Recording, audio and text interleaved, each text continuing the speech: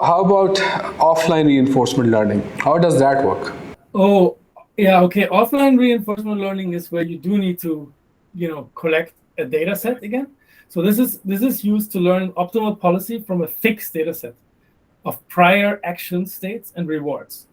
The policy that was used to generate the actions that are in the data may or may not actually be known. The fact that the data is fixed can sometimes significantly mitigate potential risks and costs by not requiring any additional exploration. However, of course, the lack of ability to explore has its own costs, and if an environment can be sufficiently accurately and cheaply simulated, then it is most often better to learn dynamically and to allow for exploration in particular. In the case of the fixed data set, it might be sufficient if all possible actions are taken in all possible circumstances at least a few times. This might not be the case if some important circumstances arise only very rarely, for example, and there you might have a problem.